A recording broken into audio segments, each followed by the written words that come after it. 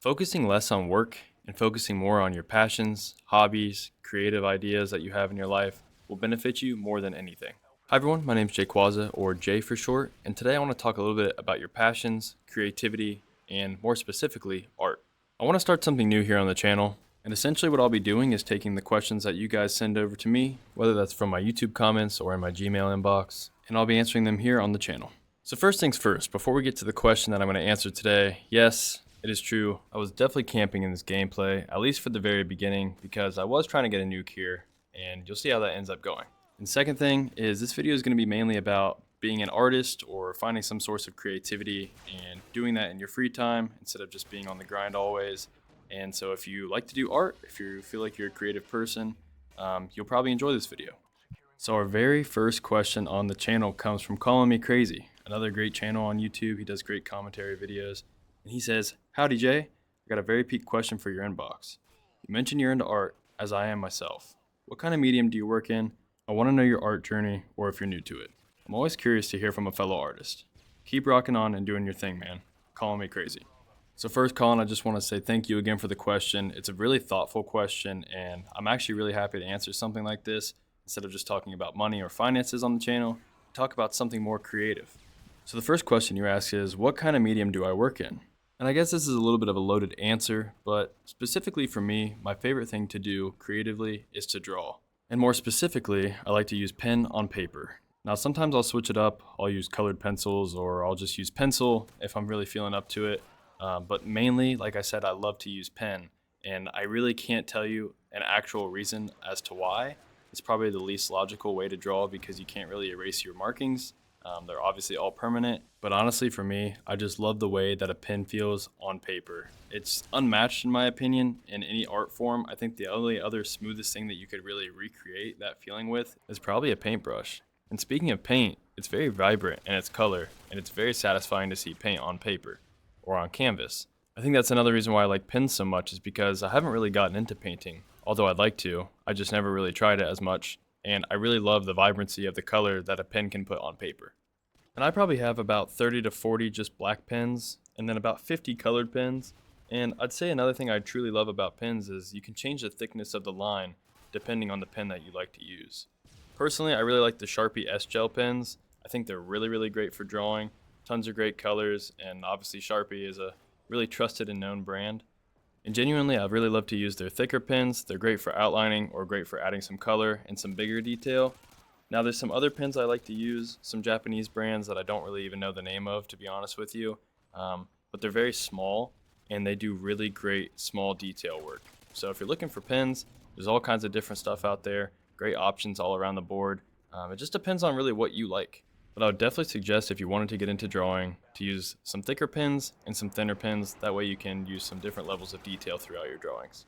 And if drawing something that someone wanted to get into, my biggest piece of advice is just to start as cheap as possible. You don't need to buy the best pens of all time. You don't need to buy the best sketchbooks of all time. You can go to Target and get a nice set of pens, a nice sketchbook for relatively cheap, probably under $15 or $20. Alright, sorry about that super long rant about pens, but now I want to get into the different types of things I enjoy drawing. It really ranges, to be honest with you. Lately, I've been trying to work on my own pieces that come from myself. I want to work on just, coming up with an image in my head and putting it to paper. But typically what I like to do is if there's just something I'm interested in at that moment, that's what I'll draw. So for instance, I've been pretty interested in MF Doom lately. I think the mask that he wears is really cool.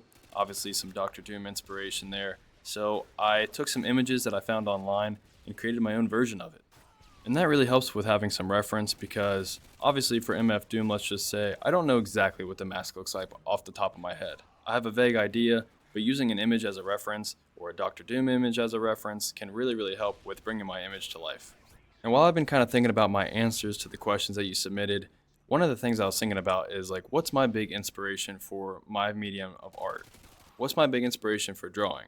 And what I've noticed is when I watch something that's really inspiring or read about something that's very inspiring or just listen to music that really inspires me, it makes me want to draw based around those types of things. And a good example of this is I actually recently watched The Complete Unknown movie in theaters. If you don't know, it's Timothée Chalamet doing a biopic of Bob Dylan, and I thought it was incredible, and it really left me inspired. So I came home from the movie that night listening to Bob Dylan in my headphones and drawing Bob Dylan images. It's just stuff like that that really inspires me.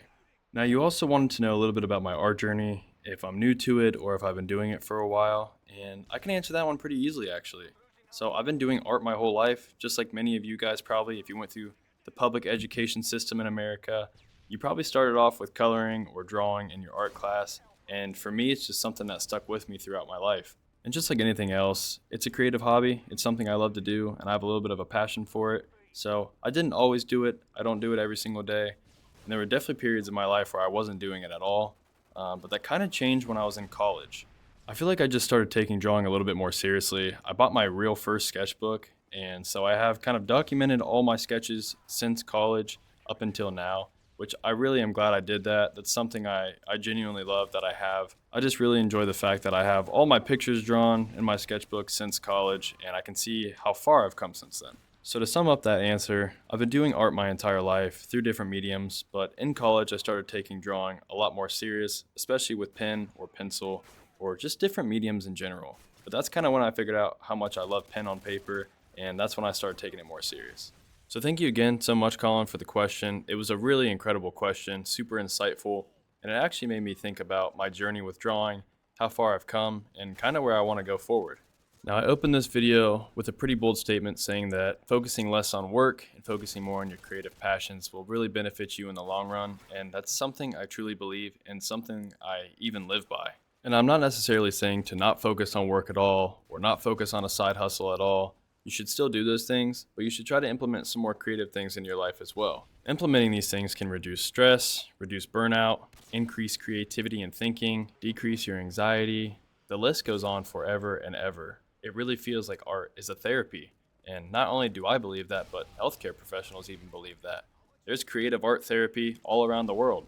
It's truly healing, and art doesn't have to only necessarily be painting or putting an image on a canvas or writing something. You can find creativity in creating YouTube videos, for example, putting scripts together, editing the videos, adding text here and there. There's all kinds of different ways you can be creative in your daily life. It's just about practicing it and implementing it. And it can be hard. There's days where I want to draw, but I just have zero inspiration. And I'd say what I look for inspiration, again, is in the media that I watch or I listen to or I hear about. I feel like my drawings are a reflection of what's going on in my life at that moment in time. And we can all admit it, we're all intaking some sort of content on the daily. Every single day we're probably watching YouTube videos or watching movies or listening to music. And another way that I've really found that I find great inspiration is actually from reading. I don't feel like reading is super common with young guys. In our early 20s, I just don't feel like it's something I ever hear about. Most, if not all of my friends do not read. But I genuinely think if you're not reading, you're missing out on a really great form of medium of art.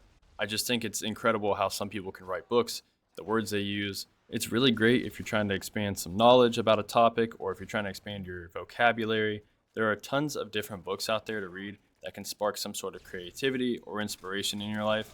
And honestly, it's super fun to just go get books. Like, I've just genuinely enjoyed reading different types of books. Right now, I'm reading a great science fiction book called Wayward Pines, and I'm also reading a book called The Chronicles of Doom, all about MF Doom's life. And it really just takes you through his entire life story. It shows you a lot of his background, how he got to where he was at before he passed away.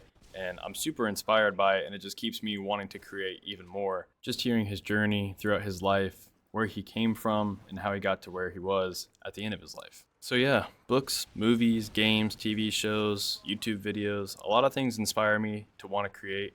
And I'm sure you feel that urge to create at some point in your life too. And I'm telling you, next time that you have that urge to create, I think you should just go for it.